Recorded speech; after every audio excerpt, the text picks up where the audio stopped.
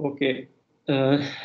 अब हम लोग जो है वो इसके पहले असाइनमेंट ऑपरेटर को ओवरलोड करवा लेते हैं, और फिर हम लोग इसके अंदर कॉपी कंस्ट्रक्टर को जो है वो इम्प्लीमेंट कर लेंगे।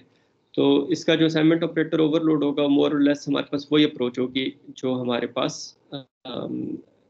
स्टैक के असाइनमेंट ऑपरेटर को ओवरलोड कराया था और क्यू के असाइनमेंट ऑपरेटर को ओवरलोड करवाया था। जी बेटे। सर 12:10 पे हमारा पेपर है। हाँ तो बेटे भी 10 मिनट रहते हैं ना। Okay sir. अच्छा, तो नहीं, अगर आप लोगों ने वो सेटअप करना है चीज़ें और लीव करना है तो यू कैन लीव, फिर बाद में आप ये वीडियो देख लीजिएगा, ठीक है। तो ये अब हमारे पास ये है कि लेट से हमारे पास ये लिस्ट है, इसके अंदर हमारे पास कुछ वैल्यूज़ पड़ी हुई है 5 2 7 8, ठीक है। ये हमारे पास लिस्ट 1 है और ये हमारे पास लिस्ट 2 है, ठीक है। लिस्ट 2 के अंदर इसका साइज हमारे पास डिफरेंट है, 0 1 2 3। इसका साइज हमारे पास 4 है, लिस्ट 1 का साइज हमारे पास 7 है, और लिस्ट 2 के अंदर हमारे पास कोई वैल्यू पड़ी हुई है 7 5, ठीक है। ये हमारे पास वैल्यूज पड़ी हुई हैं। अब अगर हम लोग आगे जाके कहते हैं list 2 is equal to list 1, तो इसके लिए हमारे पास फंक्शन कैसे कॉल हो रहा होगा? ये हमारे पास लिस्ट 2 के लिए ऑपरेटर इक्वल टू का फंक्शन कॉल हो रहा होगा और उसे लिस्ट 1 जो है वो एज पैरामीटर पास हो रही होगी, ठीक है। या इसको अगर हम लोग सोर्स कह दें, कि सोर्स जो है वो हमारे पास लिस्ट जो है वो एज इसको पैरामीटर पास हो रही होगी, जहाँ जो हम लोग यहाँ पे ऑपरेटर इक्वल टू के अंदर रिसीव कर रहे हैं, ठीक है। तो ऑपरेटर इक्वल टू का फंक्शन कॉल हो रहा होगा L2 के लिए, दैट मीन्स डायरेक्टली जो वेरिएबल्स मेंबर वेरिएबल्स एक्सेसिबल होंगे वो L2 के एक्सेसिबल होंगे, और L1 को या S को जो है वो हम लोग कैसे एक्सेस करेंगे, या एज पैरामीटर रिसीव करके इसको एक्सेस करेंगे। तो अब जब L2 is equal to S करते हैं तो दैट मीन्स L2 की जो एग्जिस्टिंग मेमोरी है वो हमारे पास खत्म हो जानी चाहिए, ठीक है। तो पहला काम हम लोग क्या करेंगे, डिलीट डाटा करेंगे हम लोग, ठीक है।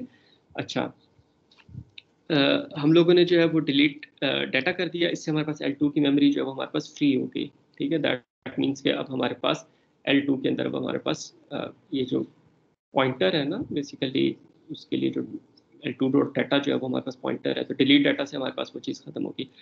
अब हम लोगों ने इसके लिए मेमोरी एलोकेट करनी है, और किस साइज की मेमोरी एलोकेट करेंगे, data is equal to new T, जो एस का हमारे पास एरे साइज है, ठीक है। तो उस साइज की हम लोगों ने मेमोरी एलोकेट करनी है। तो एस का एरे साइज 7 है, तो हम लोग इसके अंदर मेमोरी एलोकेट कर देंगे ऑफ साइज 7।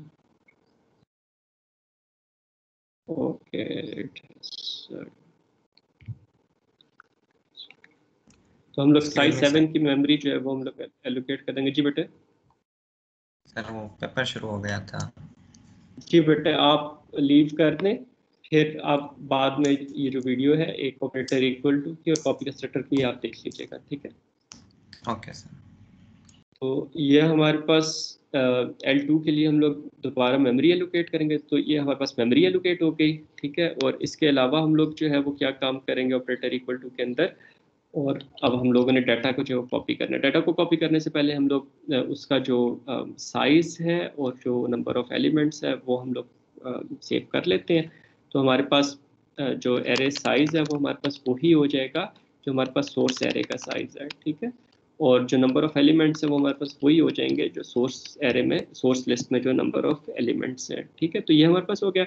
अब डीप कॉपी हम लोगों ने करनी है, तो हम लोग 1 बाय 1 वैल्यूज जो है वो सोर्स लिस्ट में से रीड करेंगे और इधर राइट कर देंगे। तो हम ये लूप लगा लेते हैं, for I N T I is equal to 0 to I is less than S dot N कर सकते हैं। एन भी हमारे पास एस डॉट एन के इक्वल है, तो खाली एन भी हम लोग कर सकते हैं।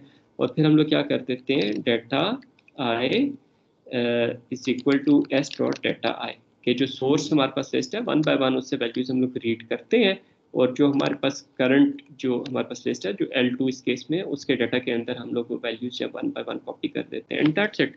ये हमारे पास जो है वो ऑपरेटर इक्वल टू जो है वो हमारे पास इस तरीके से जो है वो हमारे पास काम करेगा।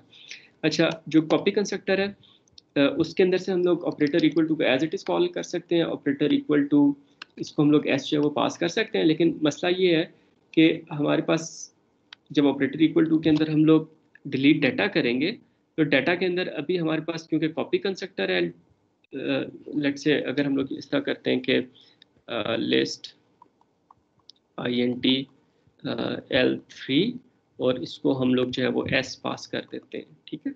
तो अब L3 के अंदर जो है इसका भी अपना कंस्ट्रक्टर नहीं कॉल हुआ हुआ, ठीक है। तो इसके हमारे पास डाटा साइज, ए साइज और एन सारों के अंदर हमारे पास गार्बेज होगा, तो जो डाटा के अंदर भी गार्बेज एड्रेस पड़ा हुआ होगा।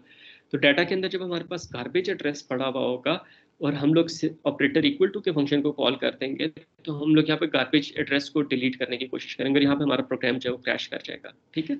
तो इस ऑपरेटर इक्वल टू को कॉल करने से पहले हम लोग सिर्फ ये काम करते हैं कि data is equal to null कर देते हैं, ठीक है। कि हमारे पास कॉपी कंस्ट्रक्टर है, इसके अंदर मेमोरी तो अभी तक एलोकेट हुई नहीं है L3 के लिए, तो हम लोग उसके अंदर data is equal to null करने से हमारे पास क्या होगा कि हम लोग ऑपरेटर इक्वल टू के अंदर चेक कर लेंगे कि अगर हमारे पास डाटा जो है वो नल नहीं है तो सिर्फ तब मेमोरी हम लोग फ्री करें, ठीक है। तो काइंड ऑफ ये ऑपरेटर इक्वल टू को हम लोग थोड़ा सा इंटेलिजेंट करें कि अगर ये हमारे पास कॉपी कंस्ट्रक्टर के थ्रू कॉल हो रहा है तो हम लोग डाटा एग्जिस्टिंग डाटा को डिलीट ना करें, सिर्फ नई मेमोरी एलोकेट करते हैं।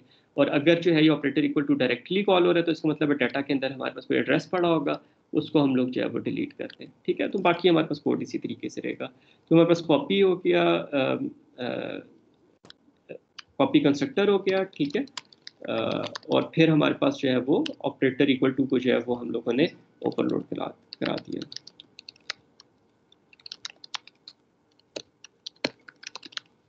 ठीक है बेटे, तो ये हमारे पास लिस्ट जो है ये हमारे पास बन गई है, ऑलमोस्ट सारी बन गई है। अभी तक हम लोगों ने इसके अंदर वैल्यूज हम लोग इंसर्ट कर सकते हैं, सर्च कर सकते हैं, लेकिन इसकी सारी की सारी वैल्यूज़ को हम लोगों ने नहीं देखा कि हम लोग सारी की सारी वैल्यूज़ को कैसे एक्सेस करेंगे, वो हम लोग जो है वो नेक्स्ट लेक्चर के अंदर देख लेंगे।